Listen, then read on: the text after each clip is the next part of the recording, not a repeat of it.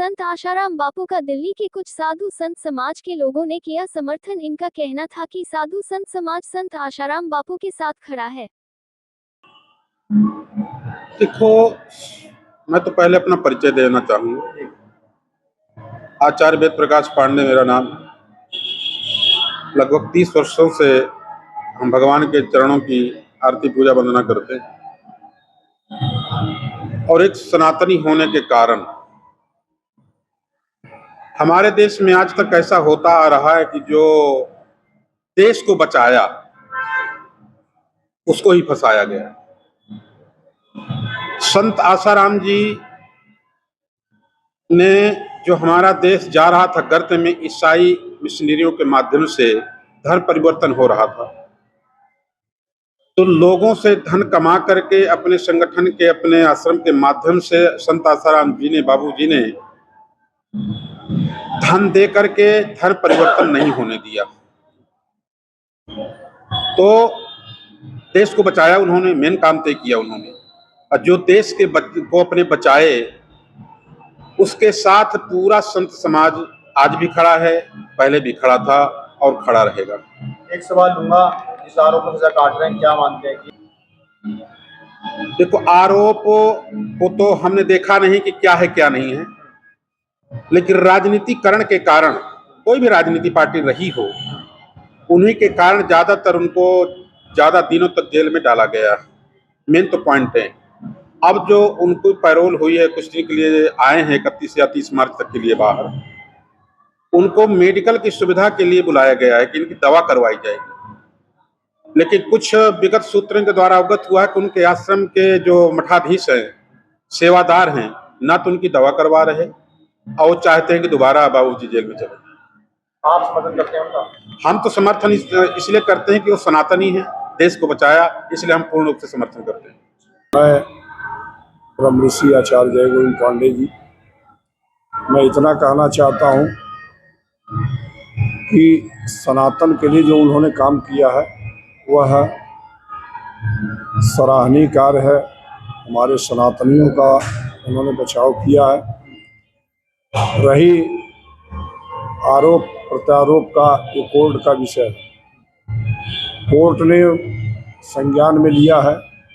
अब कोर्ट उसका निर्णय करेगा कि क्या सत्य है क्या असत्य है। उम्र कैद की सजा काट रहे हैं वो, बलात्कार जैसा गंभीर आरोप। जी, ये तो देखिए, अब ये विषय कोर्ट का है, सजा काट रहे हैं, लेकिन वयोवृद्ध हो गए हैं तो उनको कोर्ट को जो है उन्हें कुछ न कुछ राहत देना चाहिए। जी नमस्कार, आपके माध्यम से सभी श्रोताओं को नमस्कार करता हूं।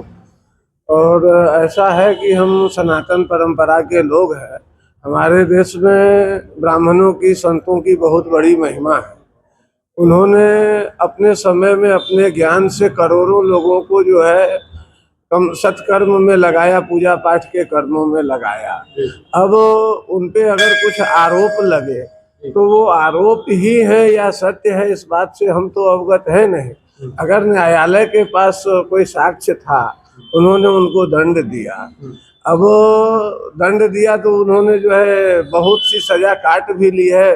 करीब 15 वर्ष तक वो जो है जेल में रह चुके हैं। और जब फांसी की सजा प्राप्त हुए लोगों के सजा के लिए पुनर्विचार करने के विकल्प है, तो मैं तो यही निवेदन करना चाहूँगा कि वह वृद्ध भी हैं और सनातन संस्कृति को बढ़ाने के लिए लोगों को प्रेरित किया है।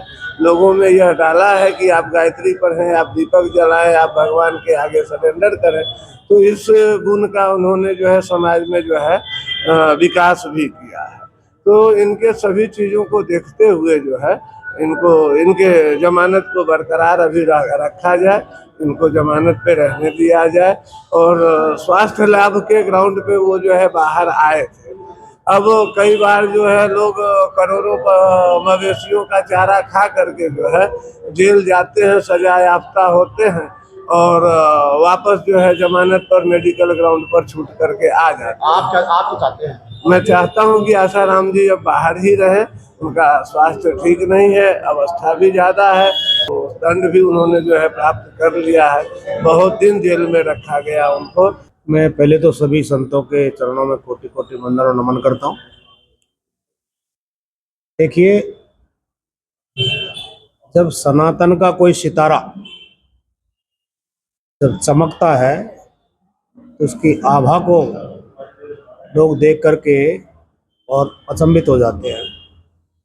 उन्हीं में से एक श्री संत आसाराम जी बापू सितारे थे, जिन्होंने सनातन को धरातल से ऊंचाइयों तक लेके गए। आपने भी देखा होगा, जैसे महाकुंभ लगता है, इसी प्रकार से उनके सत्संग में महाकुंभ की तरह लोग सनातनी एकत्रित सत्संग सुनने के लिए इकट्ठे होते थे। इतना दिव्य उनका सत्संग तक कुछ तो उनके अंदर आकर्षण होगा। और हमारे यहाँ भारतवर्ष में बहुत से ऐसे क्षेत्र हैं जहाँ पर सनातनी तो हैं, लेकिन उनको ये मालूम ही नहीं है कि सनातन क्या है और हमको क्या करना चाहिए।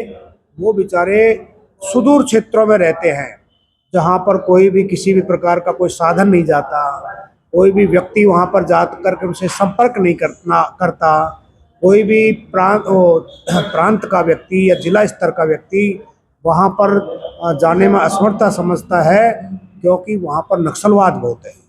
नक्सलवाद जहाँ है और आदिवासी जहाँ पर है, जहाँ पर संस्कृति उन्हीं के आधार पर चलती है, तो ऐसे लोग जो हमारे परिवेश में से वो थोड़ा भिन्न होते हैं, तो उनको बहुत से ऐसी आताताई लोग हैं या वहाँ जा कर के धर्म परिवर्तन, जैसे ईसाई मिशनरी है, वो ईसाई मिशनरी क्या करती है, जो गरीब हैं या बेचारे जो पढ़े लिखे नहीं हैं, जो समाज से बहुत दूर हैं, ऐसे लोगों के बीच में जा कर के और इस तरह के उनके दुख क्या है उनको वो टटोलते हैं, और दुखों को क्या टटोल करके उनको ऐसे ऐसे चमत्कार रूप में दिखाते हैं, जो कि वो एक तरह से टेक्निक है।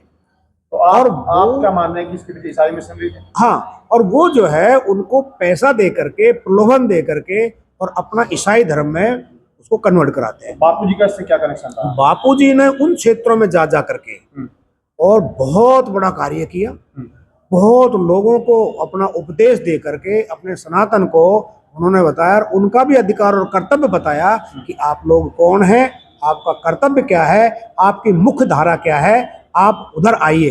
तो जिन्होंने धर्म परिवर्तन कर लिया ईसाई मिशनरी ईसाइयों का, उससे वापस वो हमारे सनातन में लेकर के आए। इतना बड़ा कार्य वो कर रहे थे, तो मिशनरियों को उनको मिर्ची लग गई। उन्होंने सोचा ये तो सब कुछ हमारा किया कराया जो काम है उसको बदल देंगे, तो उन्होंने षड्यंत्र के तहत जो है इस प्रकार से ये बच्ची को तैयार किया, या उन्होंने क्या किया वो तो, लेकिन हमको ये मालूम है, हमारे को विश्वास है कि उनका ये किया कराया ऐसा कुकृत्य है। साजिश मान रहे हैं आप? कुकृत्य है, हाँ। तो मैं तो देखो, न्यायालय का मामला है, तो कुछ साक्ष्य क्या है उनके पास में, झूठे हैं सांचे हैं, अब वो तो न्यायालय निर्णय करेगा, परंतु हमको ऐसा विश्वास है कि उनको निर्दोष यानी फंसाया गया है। तो उनको जो है माननीय न्यायालय से भी मैं प्रार्थना करता हूँ उनको बरी किया जाए, और ऐसे संत को जो समाज में रह करके बहुत कुछ दिया है और आगे भी दे सकते हैं। आपके चैनल स्वतंत्र पक्ष के द्वारा आपके सभी दर्शकों को जय सिया राम। देखिए, आसाराम बापू जी ने जो कार्य किए हैं वो भुलाए नहीं जा सकते। उन्होंने युवाओं को भी एक अच्छी शिक्षा, अच्छा प्रेरित किया है कि अपने माता पिताओं के आप सुबह उठकर चरण स्पर्श करें, अपने मातृभूमि के लिए आप किस प्रकार से जी सकते हैं, और भी अपने देश के लिए आप किस प्रकार आगे बढ़ चढ़ के देश के प्रति अपना सम्मान आप दे सकते हैं, और सनातन के प्रति किस प्रकार आप जागृत होकर देश की सेवा कर सकते हैं, सनातन की सेवा कर सकते हैं। ये सब कार्य सनातन के आसाराम बापू जी ने सिखाए हैं, और मैं तो ये मानता हूँ उनके ऊपर ये एक षड्यंत्र रचा गया है, क्योंकि एक संत कभी भी ऐसा कार्य नहीं कर सकता जिससे सनातन को क्षति पहुँचे।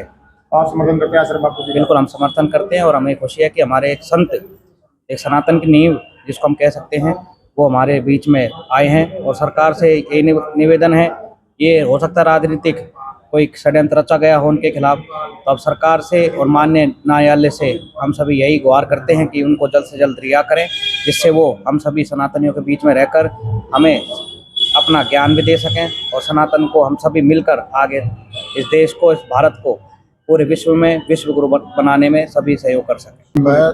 मैं संत आसाराम के भक्तों को सभी को पहले तो सब बधाई देना चाहता हूं, ताकि उनकी जो जमानत उनको मिली है पैरोल उसके विषय में, और अब उनको जमानत नहीं, अब उनको रिहा कर देना चाहिए बस।